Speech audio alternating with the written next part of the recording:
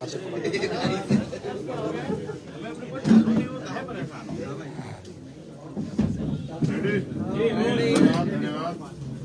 तो सबसे पहले तो मीडिया के सभी साथियों का धन्यवाद। और हो सकता है 2 घंटे बाद फिर आपसे मुलाकात हो, क्योंकि 2 जिम्मेदार साथी जिनको आना था वो सफर की वजह से नहीं पहुंच पाए। तो मुझे उम्मीद है कि हो सकता है 2 घंटे बाद फिर आपसे मुलाकात हो। दूसरा, उत्तर प्रदेश में विधानसभा चुनाव है। अब से 2 दिन पहले मेरठ में हमने एक गठबंधन का ऐलान किया था, और जैसे वो गठबंधन की सूचना आगे बढ़ी तो बाकी साथियों को भी ये विश्वास हुआ कि अब सामाजिक न्याय का जो मोर्चा बना है उस मोर्चे में हम लोग भी शामिल होके और अपने साथियों के साथ खड़े होके इस आंदोलन को आगे बढ़ा सकते। और आज सामाजिक परिवर्तन मोर्चा जो है, इस नाम से अपने सभी साथियों को साथ लेके हमने ये गठबंधन बनाया है।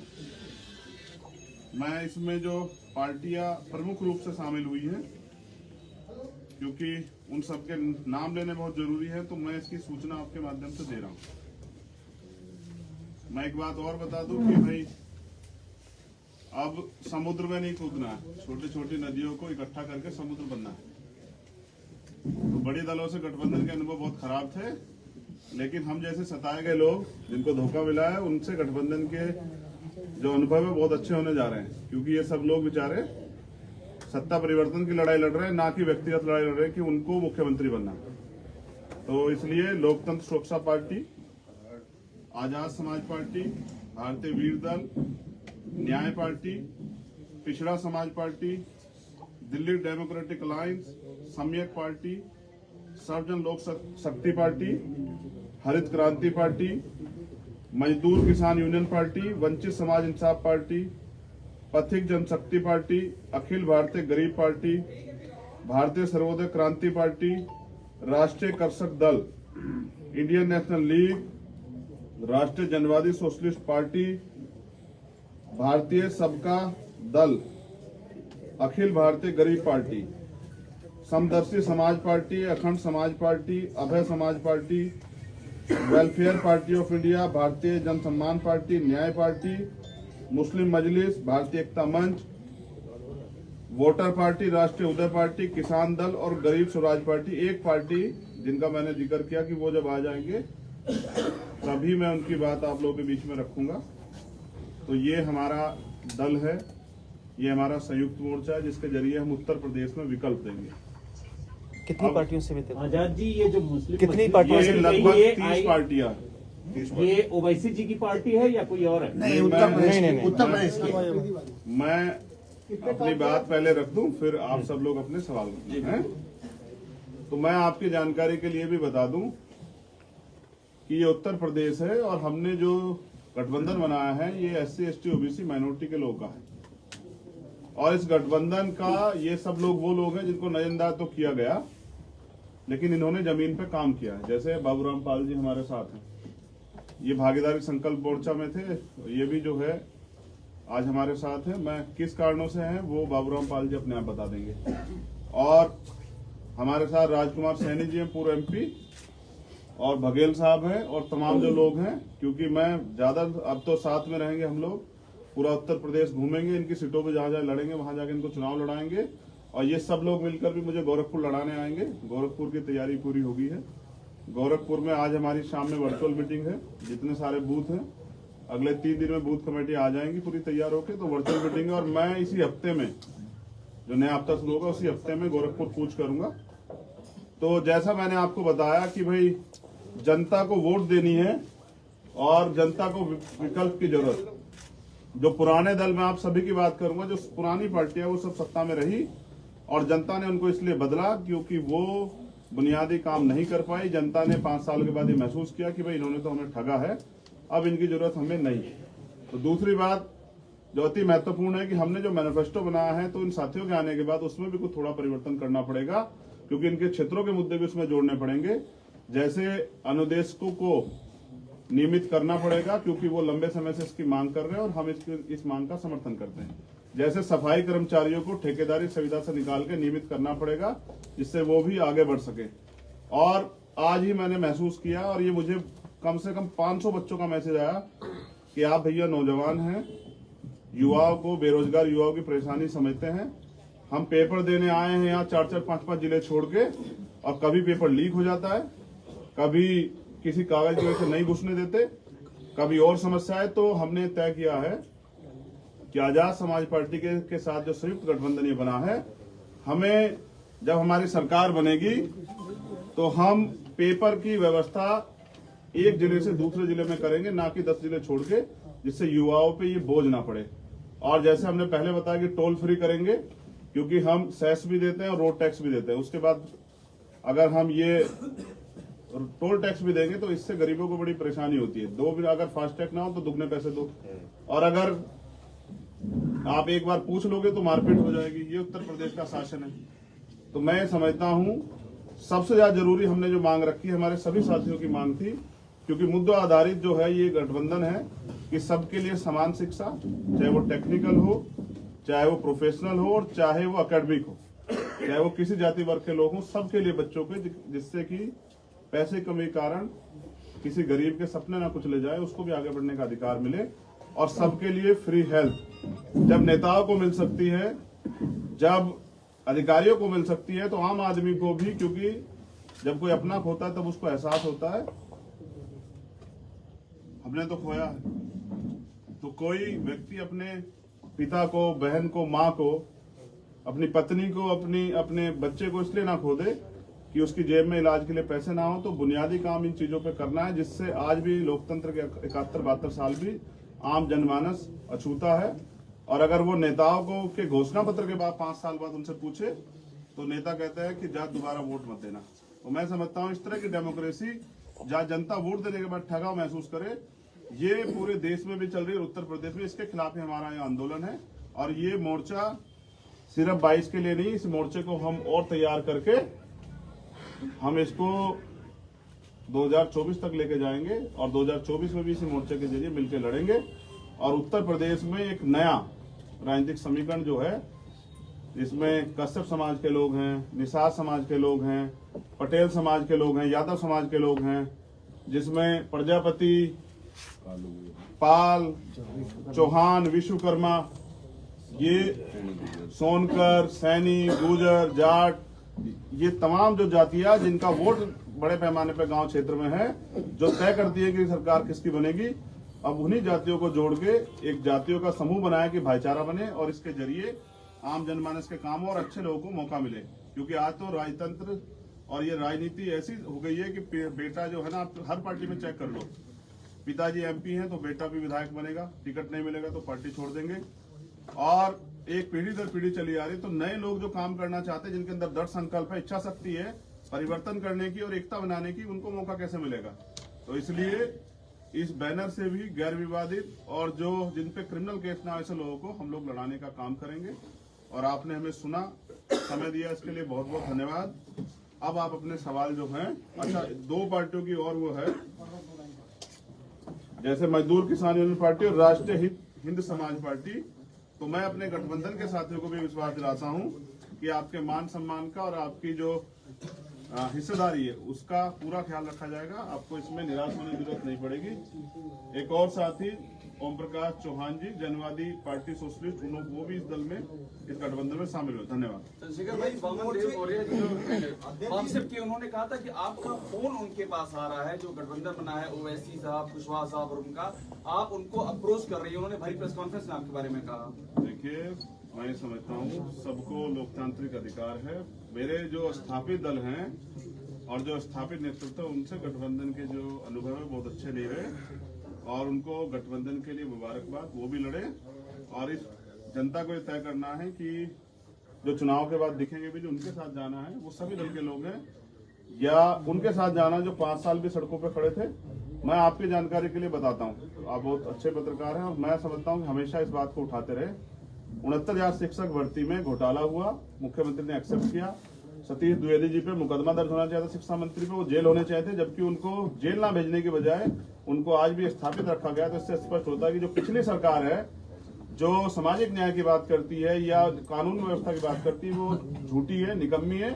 और मुख्यमंत्री इतने कमजोर हैं जो अपना मुख्य सचिव जो है वो खुद नहीं तय कर पाए। आप समझिए कि वो कितने ताकतवर मुख्यमंत्री, कमजोर मुख्यमंत्री, बस अहंकारी, तानाशाही है।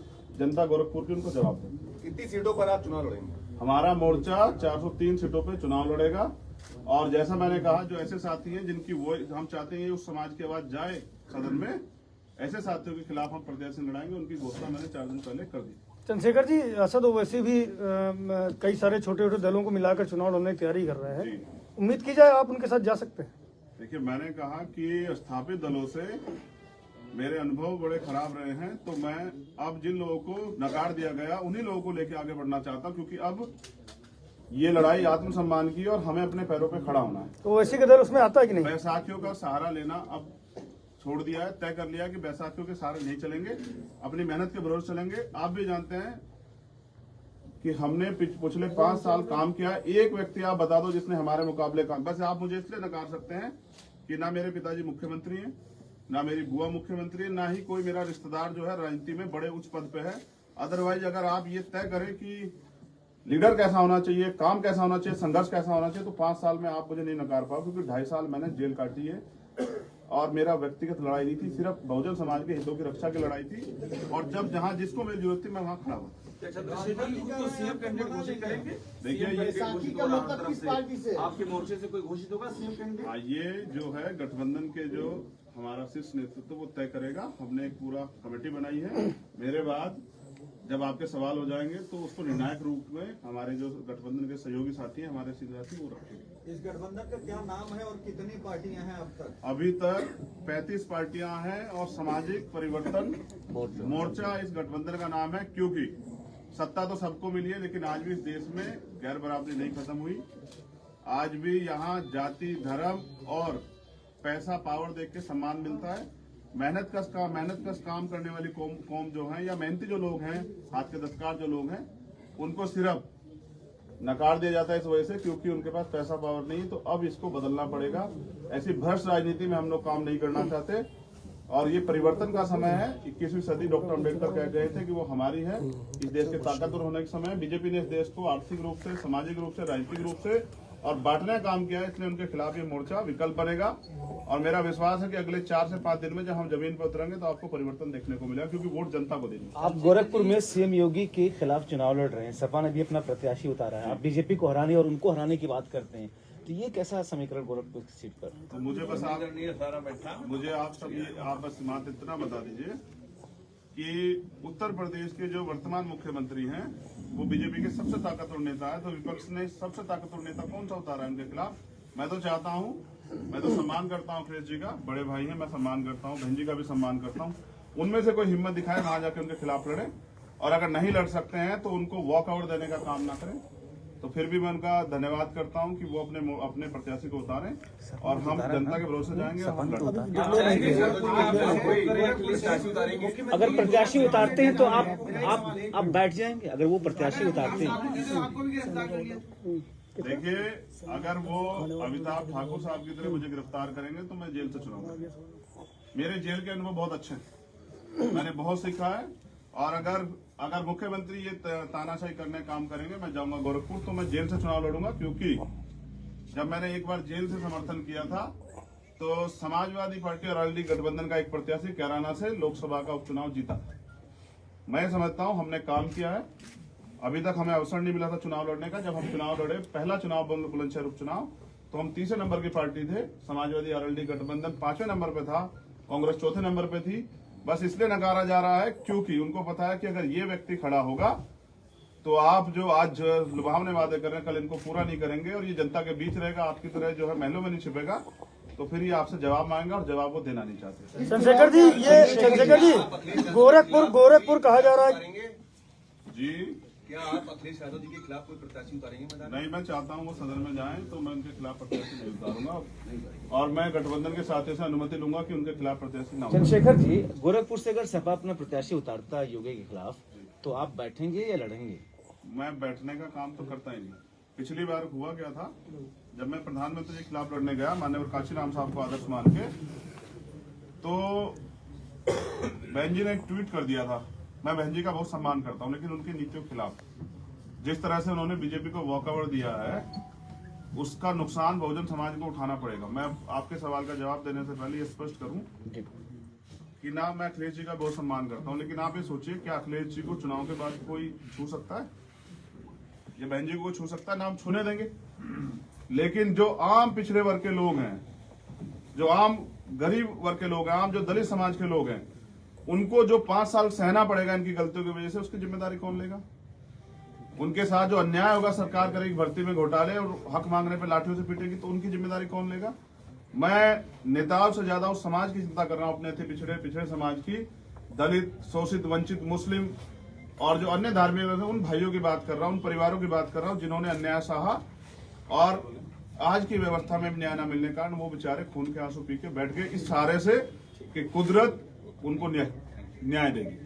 तो मैं समझता हूं कि ये बैठने का काम नहीं है, लड़ने काम है। क्या तो जो अपनी अपनी पार्टी के राष्ट्रीय अध्यक्ष क्या तो वहां लड़ने जाएं, और लड़ने जाएंगे तो फिर वो ये भी तय करें, जैसा मैंने कहा कि उनके पास उनके खिलाफ लड़ने के मुद्दे क्या हैं। मैंने तो 5 साल उनके पास, मेरे में इतना बड़ा चिट्ठा है, जब मैं जाके वहां जनता के सामने रखूं। मैंने कल भी कहा था कि जाति के कारण हो सकता है 2 जातियों के लोग मुझे वहां वोट ना करें, लेकिन बाकी शूद्र वर्ण के लोग मुझे वोट भी करेंगे और मुझे चाहेंगे भी कि मैं हरा के इनको जाऊं। और इतिहास गवाह है कि हमने पहले भी यहाँ इस देश में बड़े बड़े तानाशाहों को हारते देखा, और तानाशाह छोड़िए, वर्तमान प्रधानमंत्री, वर्तमान मुख्यमंत्री को भी हमने हार देखा। प्रधानमंत्री इंदिरा गांधी जी भी हारी एक क्रांतिकारी राजनारायण सिंह जी से, और अर्जुन सिंह जी हारे बाबू सुखलाल कुशवाहा जी से मध्य प्रदेश में। तो हमने तो बहुत बड़े बड़े लोगों को, और हमने कल भी अभी परसों बताया था कि 3 बार की मुख्यमंत्री, 15 साल की मुख्यमंत्री शीला दीक्षित जी हारी थी दिल्ली में।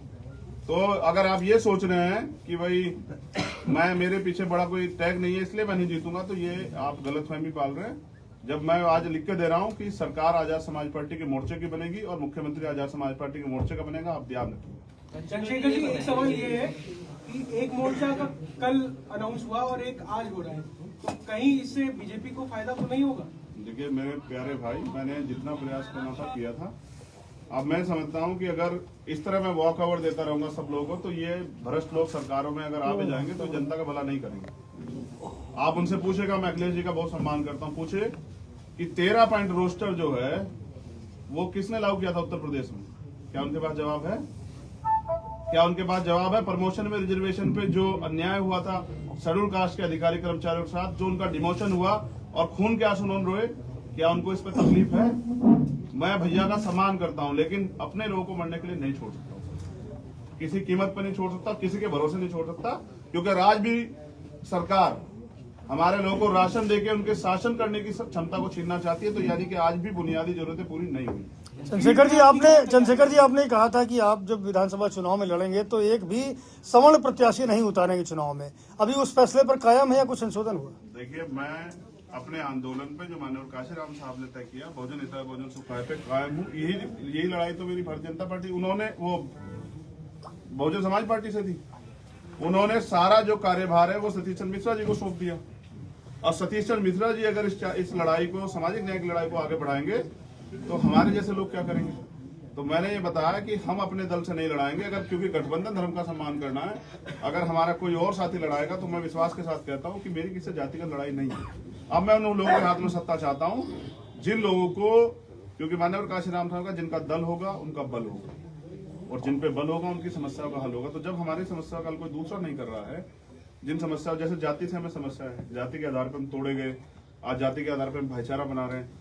जाति के आधार पर जो हमें हमारे साथ एट्रोसिटी होती है, शोषण होता है, जाति के आधार पर हमें अपमानित किया जाता है, तो इससे अगर किसी को समस्या है तो हमें, तो इसका निराकरण कौन करेगा? हम करेंगे। तो अगर गठबंधन धर्म निभाने के लिए गठबंधन के साथियों के साथ खड़ा होना पड़ा तो मैं उसका सम्मान करूंगा, क्योंकि मैं सभी का सम्मान करता हूँ, सभी धर्मों का, सभी जातियों का। लेकिन हमारा दल लाइन खींच के 85% बनाम 15 की लड़ाई लड़ेगा। ऐसे नहीं कहेंगे जैसे मंच से कह देते हैं कि लड़ाई, एक कहते हैं 80 और 20 की है और दूसरे कहते हैं 85 और 15 की। अखिलेश जी हाथ उठा के, मैं सम्मान करता हूं भैया का कि मैं 85% का नेता हूं। ये फरसा उठा के क्या बहुजनों के गले काटने की तैयारी है? ये नहीं चलेगा। बार-बार कह रहे हैं मैं सम्मान करता हूं भैया का, सम्मान करते हैं। गोरखपुर पे वोटर किसका वोट आपको सबसे ज्यादा मिलेगा? देखिए, मैंने कहा ना, जो अब ये एक चर्चा है कि बीजेपी के खिलाफ बहुत लोग हैं। मैं भी मानता हूँ बीजेपी ने ऐसे काम किए, लेकिन बात यह है कि बीजेपी के खिलाफ जो लोग हैं, कहीं ऐसा तो नहीं कि किसी कारण से मुझसे, जैसे मैंने कहा, जाति बड़ा फैक्टर है, हो सकता है मुझे वोट देना ना पसंद करे, लेकिन वहां के जो कायस्थ समाज के लोग, जो जिनकी एक हिस्सेदारी हुआ करती थी, पंडित जो है वो लाल बहादुर शास्त्री जी हमारे प्रधानमंत्री रहे, आज वो समाज हासिब है। उनको जब मुख्य सचिव बनने की बारी आती है तो डेपुटेशन हो जाता है दिल्ली से, मुख्यमंत्री को भी नहीं पता होता। तो मैं समझता हूं हमारे जो बनिए भाई, जो शूद्र वर्ण में आते हैं, जिनको जो बेचारे सताए गए, ये तमाम जो बड़ी बड़ी जातियां वहां, और फिर ये पूरा बहुजन समाज, दलित, पिछड़े, आदिवासी, माइनॉरिटी के लोग, ये लोग जिन्होंने मुझे लड़ते हुए देखा, वो मेरी मदद करेंगे। और वो माएं जिन्होंने इस सरकार का तांडव देखा, क्या ब्राह्मणों की हत्या नहीं हुई? तो उनकी भी हत्या हुई है। उनको नहीं पता कि कौन आदमी योगी जी को के साथ लड़ रहा था। तो मैं समझता हूँ जो सामाजिक न्याय को मानता होगा और जो मानता होगा कि जाति योग्यता नहीं होती, वो मुझको वोट देगा। चंद्रशेखर भाई, आपने कम से कम 7 बार कहा कि अखिलेश भैया का मैं सम्मान करता हूँ, इसी बीसी में शायद 7वीं बार कहा है। तो मतलब कुछ सॉफ्ट कॉर्नर है, चुनाव के बाद आप फिर भैया के साथ हो सकते हैं, ऐसा इंडिकेशन दे रहे हैं कि दरवाजे अभी बंद नहीं हुए, दरवाजे अभी खुले हैं, थोड़ा सा बीच की रुकावट है। आप चाहते हैं मैं उनसे लड़ूं? मैं आपसे हाथ जोड़ रहा हूँ, मेरी लड़ाई उनसे नहीं है। मैं तो पहले कह चुका, मुझसे ज्यादा स्वाभिमानी आदमी जो अपने स्वाभिमान को ताक पे रख के बीजेपी को हराने के लिए उनके पास गया था, और मेरे साथ और भी ठगे हुए लोग बैठे हुए हैं, वो सब लोग इस बात को जानते हैं, मैं अकेला नहीं हूँ। लेकिन मुझे अब उनसे कोई शिकायत नहीं। मैं तो उनके लिए उनकी दीर्घायु की मंगल कामनाएं करता हूँ। उनसे कहता हूँ वो अच्छी तरह लड़े, और सबको लड़ने का अधिकार है। लोकतंत्र इसकी खूबसूरती तो यही है ना। अब आप देखिए, मौर्य जी समाजवादी पार्टी में है और उनकी बेटी बीजेपी में। तो समझिए मैं क्या क्या कह रहा हूँ आपको। लोकतंत्र की खूबसूरती है कि जिसका जहां दिल करे वो वहां जाके लड़े। तो हमारा दिल मिल गया है। ये जो हमारे साथ लोग बैठे हैं, देखो सब मुझसे उम्र में बड़े हैं, गजब की बात देखो आप, सब मुझसे बड़े हैं, लेकिन सबका हाथ जो है मेरे सर पे है, सबका आशीर्वाद मुझे है। तो मैं समझता हूँ जिनके पास इतनी माओ का, बहनों का और बुजुर्गों का और सम्मानित नेताओं का हाथ हो जिसके सर पे, वो हारेगा नहीं। और मैंने धोखा देना सीखा नहीं। आपने पिछली बार एक बात कही थी कि अगर अखिलेश यादव पब्लिक फोरम से ये कहें कि चंद्रशेखर मेरे छोटे भाई हैं, सामाजिक न्याय की लड़ाई में मेरे साथ आए और वो मुझे एक भी सीट ना दें तो मैं उनके साथ चला जाऊंगा। एक प्रेस कॉन्फ्रेंस मैंने उनसे पूछा तो बोले कि मैं बोल तो रहा हूँ, मेरे छोटे भाई आ जाएं मेरे साथ में। मैं आपको भी बोल रहा हूँ, आप भी मेरे छोटे भाई हैं, ये भी मेरा छोटा भाई है, ये मेरे चाचा है। नहीं, आपने कहा ये था मेरे इसी में एक सवाल मेरा भी है कि आपने ओम प्रकाश राजभर को हमेशा बड़ा भाई माना है और ये भी कहा है कि जैसा वो कहेंगे वैसा हम करेंगे। तो आपने सामाजिक परिवर्तन मोर्चा बनाया था, क्या उनसे बात हुई आपकी? देखिए, जैसा पहले भाई ने सवाल पूछा, तो ऐसा ही मैं कह रहा हूँ, आप भी मेरे भाई हैं, ये भी मेरे चाचा हैं, ये भी मेरे भाई हैं। मैंने सम्मान की बात की थी, तंज की बात नहीं की थी। हाँ, उसी पॉजिटिव नोट पर उन्होंने कहा कि मैं कह रहा हूँ कि मेरे भाई यहाँ आए साथ में। मैं फिर कह रहा हूँ कि लड़ाई तो स्वाभिमान सम्मान की है, तो हम बीजेपी के खिलाफ भी लड़े। अगर वो एक बार फिर से बोल देते तो कि वो मेरे छोटे भाई आ जाए मेरे अब ये साथ, तो ये खत्म कर लेंगे। सोचेगा गठबंधन के नेता जो आदेश करेंगे हम उसका सम्मान करेंगे। लोकतांत्रिक, आपको पता है उन्होंने एक चीज क्या कही थी कि चंद्रशेखर ने किसी को फोन किया। हाँ, चंद्रशेखर को किसी का फोन आया, उसके बाद गठबंधन नहीं हो पाया, ये उनकी शब्द। हाँ, की बात बन गई क्योंकि थी। हम लोकतांत्रिक हैं। आपने जिस फैसले के साथ हम आपके पास आए, जिस प्रस्ताव के साथ, और आप उससे ना के बराबर चले जाए। जैसे मैं आपको कहता हूँ कि आप जिस भी मीडिया में काम कर रहे हैं, आपको वहाँ 30,000 रुपए सैलरी मिल रही है, मैं आपको 50,000 रुपए दूंगा, और आप मेरे पास आ जाए और आप कहेंगे सर मैं आगे काम करने, और मैं आपसे कहूँ कि 2,000 रुपए दूंगा, करना है तो कर लो, तो शायद आपको भी ये ना के बराबर प्रस्ताव स्वीकार नहीं होगा। तो इसलिए मैंने वहाँ पूछा भीम आर्मी के जो हमारे नेता राष्ट्रीय कोर कमेटी के, आजाद समाज पार्टी के, कि अब ये प्रस्ताव चेंज हो गया है, अब आपका क्या आदेश है? तो उन्होंने मुझसे कहा कि फैसला आपका है। तो मैंने स्वाभिमान के साथ समझौता नहीं। तो मतलब उन्होंने आपके साथ छल किया, धोखा दिया। मैं तो कह चुका हूं। 50 सीटों की मांग की थी। आप मेरे जख्म कुरेद रहे हैं। आप उन्होंने आपको धोखा दिया ना, ये हम मतलब निकालें। मैं तो कह चुका हूँ। उन्होंने 2 सीटों का नाम भी लिया, गाजियाबाद और एक और सीट का नाम लिया, ऑफर किया था, ऑफर एक्सेप्ट नहीं किया। उनके पास एक कॉल आता है, उसके बाद उनका मूड चेंज हो जाता है। वो कॉल किसका था, क्या आप बता सकते हैं? तो कॉल भीम आर्मी के हमारे लीडरशिप का था, जिनको हमें बताना था, क्योंकि चंद्रशेखर तो सिर्फ आजाद समाज पार्टी भीम आर्मी का एक कार्यकर्ता, इस गठबंधन का भी एक सिपाही है। हम बहुत अहंकारी नहीं है भाई। एक प्राइमरी स्कूल के हेडमास्टर के बेटे अपनी हैसियत जानते हैं, और कहाँ से उठता है आप आइडिया नहीं लगा सकते। इस लखनऊ में मैं घूमा हूँ पैदल पैदल, और यहाँ मैंने कल अपने साथियों को बताया कि शौचालय वहां मैं जब रैली में आता था ना बहुजन समाज पार्टी की, तो वहां मैं नहाने जाया करता। 10 रुपए में एक साबुन की टिक्की देते, कपड़े अपने लेके आता तो वहां नहाने जाता था। तो आज तो मेरी हैसियत मेरे समाज ने इतनी बनाई कि मुझे यहाँ रहने के लिए उन्होंने एक मकान भी दे दिया कि आप यहाँ रह लो। और मेरे गोरखपुर जाने से पहले उन्होंने मेरे लिए वहां मकान की व्यवस्था कर दी। तो मैं तो धन्यवाद करता हूँ समाज का। मैं फिर कह रहा हूँ कि उससे बड़ी बात मैंने उनको दोहरा के दी थी कि आप सम्मान बुलाओ ना, तो सिर्फ लड़ाई तो स्वाभिमान सम्मान की है ना। कल जब इलेक्शन में का रिजल्ट आ जाएगा फिर आपको कहाँ ढूंढेंगे बताइए ना। ये जनता जिसने 5 साल मार खाई है, जिसने महंगाई की मार झेली है, ये जनता आपको कहाँ ढूंढेगी? नहीं मिलेंगे नेताजी, मिलेगा तो चंद्रशेखर आज था कभी पहुंचे। और साथी कोई सवाल हो कंक्लूड करवा देता हूँ एक बार। हमारी तरफ से बघेल साहब जो हैं, जो सीनियर नेता हैं हमारे, वो इसको कंक्लूड करेंगे और राजकुमार सैनी जी और बाबूराम पाल जी 1-1 मिनट के लिए अपनी बात रख के इसको कंक्लूड कर देंगे। तीनों हमारे सीनियर नेता, बाकी है तो सब लोग सीनियर नेता ही, लेकिन मैं इनसे आज्ञा चाहता हूँ क्योंकि मीडिया के लोगों को भी जाना है और मुझे भी जो है ना पीठ दर्द से मैं परेशान हूँ, आप सब लोग जानते हैं। तो पहला कंक्लूड जो है बाबूराम पाल जी से लेंगे कि वो इसको वो करें। बोलिए बोलिए। बहुत बहुत धन्यवाद। यह जो मोर्चा है यह संघर्षवादियों का मोर्चा है, क्योंकि जितने लोग हैं, जैसा कि भाई ने कहा कि कोई राजघराने से ताल्लुक नहीं रख रहे हैं, हर नेता इसमें से संघर्ष करके आगे आ रहे हैं और ये सामाजिक परिवर्तन की लड़ाई लड़ रहे हैं। और कहीं न कहीं हम धोखा खाए हुए लोग हैं। राजनीति के नाम पे जो पिछड़ों के नाम लेकर के पिछड़े समाज के नेता अगड़े हो गए हैं, खास करके इनसे धोखा खाए हुए लोग हैं।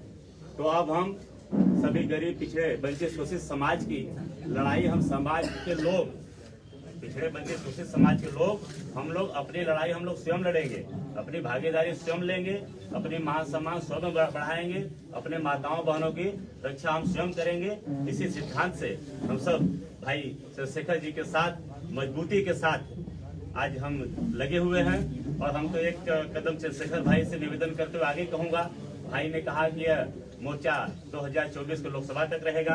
ये मैं कहना चाहूंगा अगले 27 के विधानसभा तक रह करके संकल्पबद्ध होकर के हम इस परिवर्तन मोर्चा की सरकार बनाने तक संकल्पित रहेंगे। बहुत बहुत धन्यवाद। सभी मीडिया बंधुओं को नमस्कार। पिछले 3 दिन पहले मेरठ के अंदर जो हमने 12 पार्टियों को मिलाकर के आज देखना, उस 12 पार्टियों का जो आह्वान था आज वो 35 पे चला गया। और ये लड़ाई हमारी कोई जातियों के नाम से नहीं है, ये वो वंचित और शोषित लोग हैं जिन लोगों को अभी तक हाशिए पर रखा गया, सिर्फ वोट बैंक के तौर पे यूज किया गया। अब ये वोट बैंक नहीं है, ये लोग अपना हक चाहते हैं और हक की लड़ाई है, मान की और सम्मान की लड़ाई है।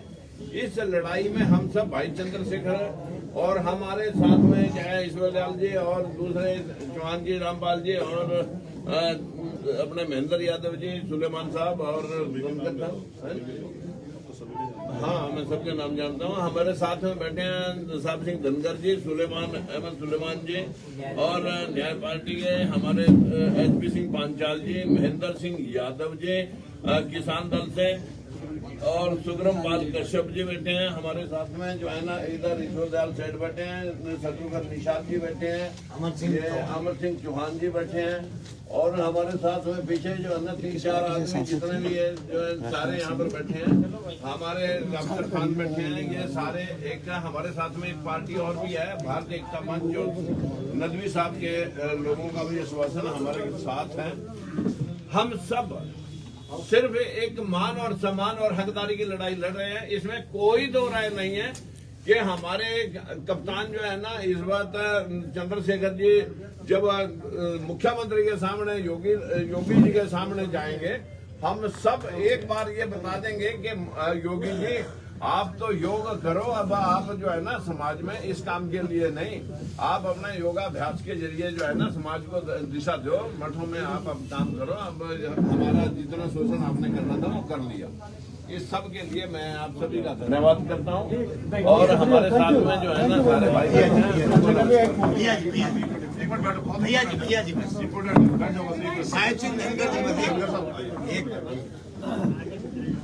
साथियों, 75 वर्ष की आजादी में ये इम्पोर्टेंट है, फिर आप बाद में पूछो क्या हुआ। 75 वर्ष की आज़ादी में इस देश में विद्यमान सभी धर्मों, वर्गों, जातियों, समुदायों के लोगों को उनकी जनसंख्या के अनुपात में शिक्षा, नौकरी, व्यापार, राजनीति किसी भी क्षेत्र में हिस्सेदारी नहीं मिली। उस हिस्सेदारी को दिलाने के लिए यह सामाजिक परिवर्तन मोर्चा बनाया गया है और इसके माध्यम से और भाई चंद्रशेखर आजाद जी की अगुवाई में उनको हक अधिकार दिलाने का काम ये सामाजिक परिवर्तन मोर्चा करेगा।